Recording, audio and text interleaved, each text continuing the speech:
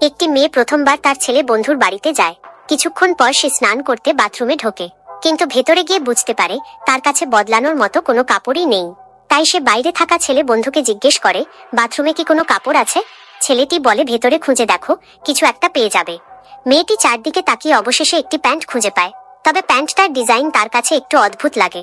তবুও সে ভাবে হয়তো তার বয়ফ্রেন্ডই তার জন্য রেখে দিয়েছে, তাই বেশি কিছু না ভেবে সেটাই পরে নেয়।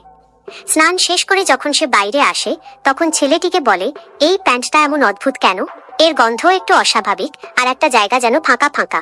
কথাটা শুনে ছেলেটি বুঝতে পারে মেয়েটি ভুল করে তার নিজের আন্ডার প্যান্ট পরে ফেলেছে। সে দ্রুত বাথরুমে গিয়ে দেখে, তারপর একটি ডিসপোজেবল প্যান্ট এনে বলে, তুমি ভুলটা পরেছো, এটা তাড়াতাড়ি বদলে ফেলো। মেয়েটি খুব লজ্জা পেয়ে প্যান্টটা নিয়ে রুমে ঢুকে যায় এবং বদলে ফেলে।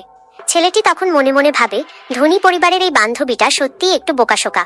কিছুক্ষণ পর মেয়েটি আবার ফিরে আসে। সে ব্যাগ থেকে একটি পানির বোতল বের করে বলে, এটা সে বড় শপিং মল থেকে কিনেছে, খুব ভালো পানি। কিন্তু সে জানে না যে ধনী ছেলে অনেক দিন ধরে তাকে বিরক্ত করছিল, সে আগেই এই পানির মধ্যে কিছু মিশিয়ে দিয়েছে। দুজনেই যখন সেই পানি পান করে, ধীরে ধীরে তাদের মাথা ঘুরতে শুরু করে। বন্ধুরা, ভিডিওটি ভালো লাগলে কমেন্টে জানাও।